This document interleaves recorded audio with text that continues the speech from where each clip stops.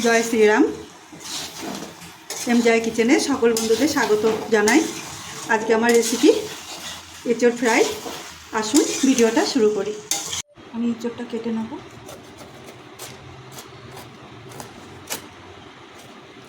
আমি এরকম গোল গোল করে কাটবো।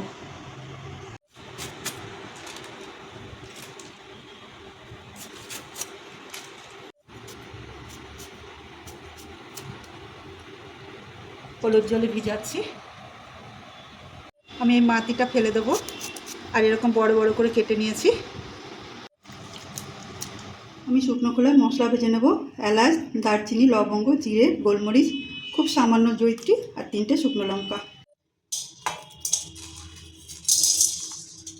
জিরেটা একটু পরে দেবো, একটু নাড়া দিয়ে নিই। একটু করে দিয়ে দিচ্ছি জিরে। এবার দিয়ে দিচ্ছি শুকনো লঙ্কা আর কিছু শুকনো নারকেল। এটা ভেজে নেব।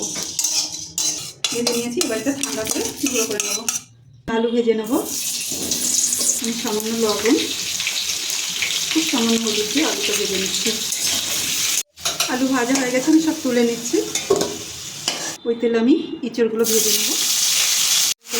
নাড়াচাড়া করে ভেজে নেবো। হালকা হালকা ভেজে নিয়েছি।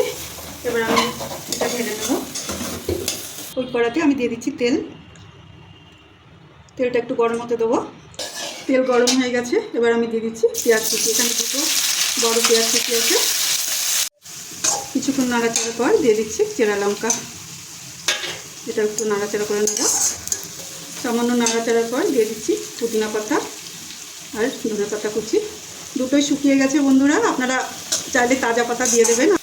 এবার দিয়ে দেবো রসুন আর আদা পেস্ট আর দিয়ে দেবো হলুদ। এটাও পেঁয়াজের সাথে ভেজে নেব যতক্ষণ কাঁচা গন্ধ না যায়। পেঁয়াজ নরম হয়ে গেছে, আমি এর মধ্যে দিয়ে দেবো এঁচড়, ভেজে রাখা এঁচড়টা। ভালো করে মিশিয়ে নেব। এবার দিয়ে দিচ্ছি কাশ্মীরি লঙ্কা গুঁড়ো, লবণ। এটা মিশিয়ে নেব। মিশিয়ে নেওয়ার পর এবার আমি দিয়ে দিচ্ছি আলু। এবার আমি ঢাকা দিয়ে কুক হতে দেবো লো ফ্লেমে। আর আমি পাশে একটা মশলা করতে যাব। আমি এবার আমটা কেটে নিচ্ছি। আমি গোটা আম নেব না, মানে অর্ধেকের থেকে একটু বেশি নিয়েছি। এটা আমি ছোটো ছোটো করে কেটে নেব।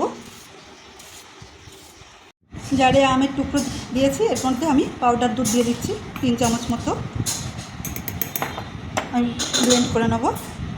চাপা দিচ্ছি, মাঝে নাড়িয়ে গেছি। আমি পেস্ট করেছি আমার পাউডার দুধ। এবার সেই পেস্টটা দিয়ে দিচ্ছি। বন্ধুরা এভাবে একবার করে খেয়ে দেখবেন। এঁচড় তো অনেক রকম করে খেয়েছেন, এভাবে একবার করে দেখবেন। গরমের মধ্যে খুব ভালো লাগে, টক মিষ্টি ঝাল। আমি এবার গ্যাস বাড়িয়ে দিয়েছি, দিয়ে এবার আমি কুক করছি। ভালো করে মিশিয়ে একটু কুক করার পর আমি এবার দিয়ে দিচ্ছি ভেজে রাখা মশলা, যেটা প্রথমে ভেজেছিলাম।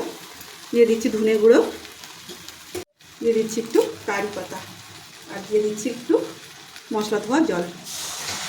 এটা দিয়ে আরও 2-3 মিনিট আমি কুক করে নেব। লো ফ্লেমে চাপা দিয়ে দিয়ে কুক করেছি। মশলা ভালো করে মিশে গেছে।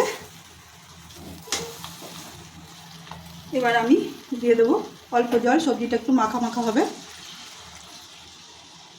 আগে নাড়িয়ে নেব, লাগলে আর একটু জল দেবো, আর একটু মতো জল দেবো।